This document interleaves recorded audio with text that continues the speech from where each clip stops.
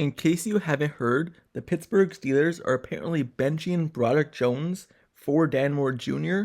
and also cutting Desmond King if they can't find a trade partner for him.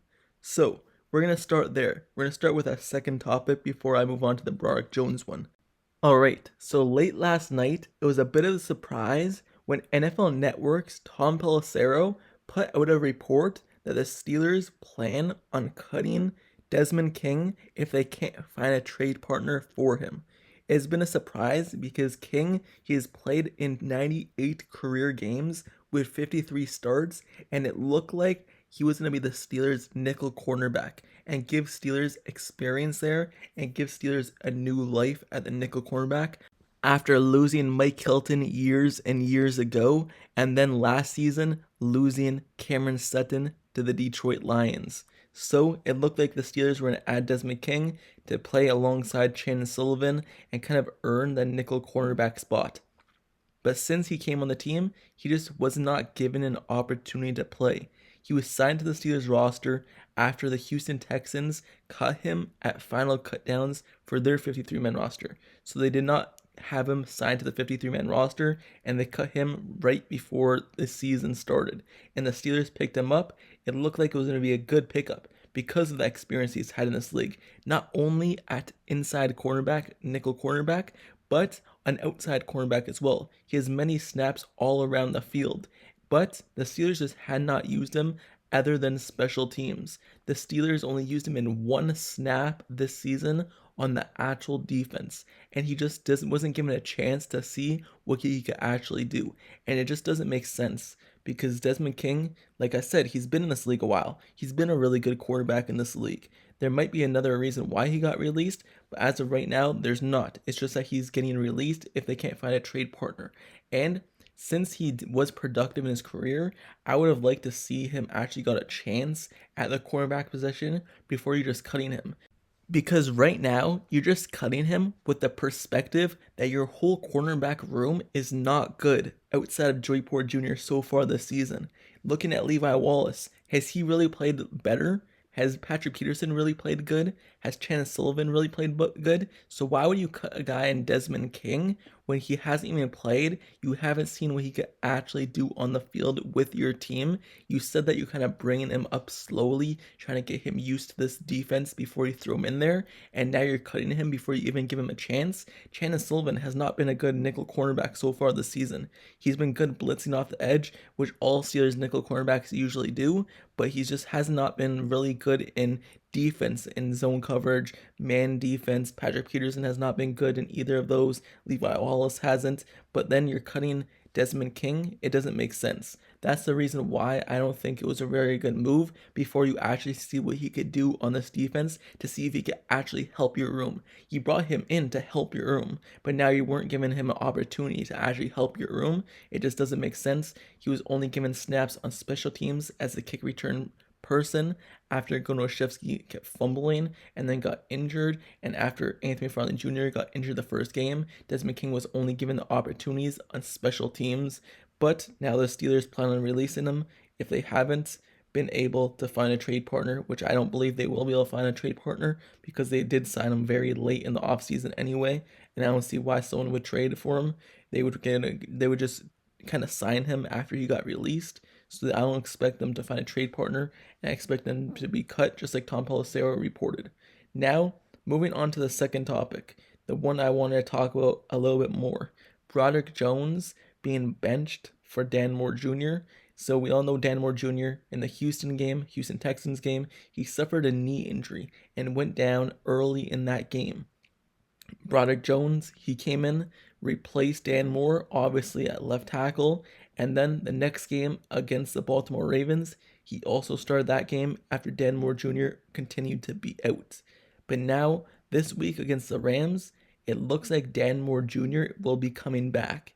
And then it was a story. Who's going to get the start? Are they going to start the rookie Broderick Jones, who per PFF on 36 pass blocks last week only allowed one pressure, and he's actually been a solid left tackle, solid offense lineman in both the run and pass game since he started playing?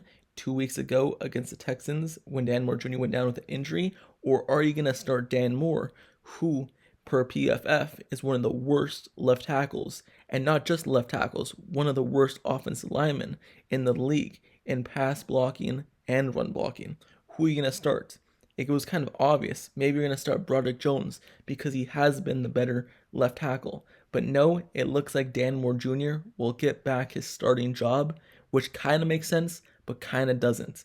I'll say obviously why it doesn't, because he's been one of the worst left tackles, worst offense linemen. But as we all know, the Steelers work in a specific manner. They don't want to put the rookie out there if they don't have to. And obviously Dan Moore Jr., he's been the starter for the Steelers since he came in this league. And now this is his third season, and he's been starting ever since. So they're going to give him his starting job back. And now it's going to be his to lose it again. I guess they didn't want to kind of take it away from him based off of injury, because that's not really a good way how to do it, taking it away from someone just based off injury. But that's not what they were doing, even if they did remove him from the starting spot and give it to Broderick Jones. You're doing it based off play. And anyone who watches the game could obviously see that Dan Moore Jr. is not a good left tackle. He always gets beat. He allows pressures. He allows sacks. He allows false starts, penalties, all of that. And he's been doing that since he came in this league.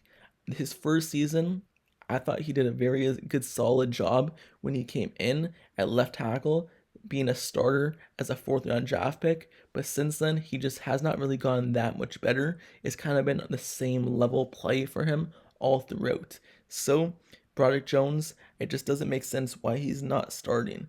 But I believe he should start. I know you're going to throw a rookie into the fire, and as we saw with Kendrick Green, that did not work out, but he was a first-round draft pick. You traded up in the first round to grab him. You traded with the Patriots to select him. So, I believe you should play him, and you're playing him next to Isaac Seumalo, so that's a veteran on that side as well. It's not like you're playing him next to like Kevin Dotson when he was here, who was still kind of young, only been in the league for 4 years. You're not playing him alongside one of those players who are young. You're playing him alongside Isaac Seumalo, who's been a veteran in this league and can kind of show him the ropes.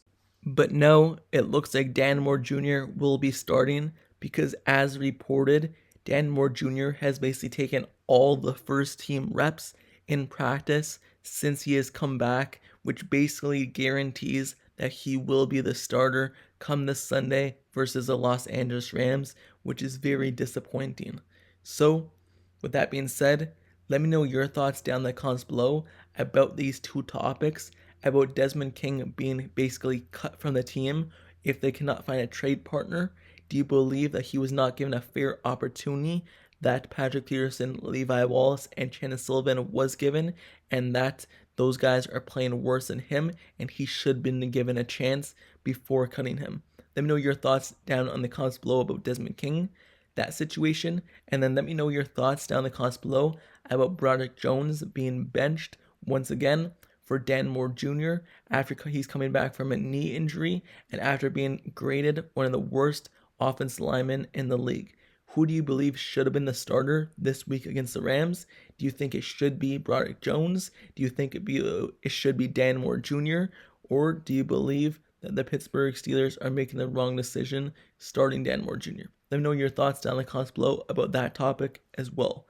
At the end of the day, though, I know this is all business with Desmond King. The Steelers are making a business decision, letting him go, even though they did not give him opportunity. It's business. And even with Dan Moore Jr. starting, it's a business decision as well, starting him over Broderick Jones. It's all perspective, I guess, for them. And I understand it's a business, and whoever they roll out on the field, obviously we want the Pittsburgh Steelers to win the game, and we're going to root for our team. So, hopefully, they make a good decision, and they come to their senses with it, but whatever happens, happens. And also, don't forget to subscribe to the channel down below as well if you like Steelers content and analysis reports. Like the video, turn on post notifications down below for this channel as well so you get notified whenever I post the next Steelers video. I cover everything Pittsburgh Steelers, and if you want to stay updated and stay in one spot for Steelers news, this is a spot for it. In tomorrow's video, I'm going to be kind of recapping and kind of going over the game and kind of giving you a preview of the Los Angeles Rams versus the Pittsburgh Steelers, who's in, who's out, kind of what to watch for and stuff like that. I give a game review, preview every single week covering all of that. So stay tuned for that this week. And also, don't forget to subscribe with notifications on. I'll see you guys all later. Till next time, I'm out. Peace.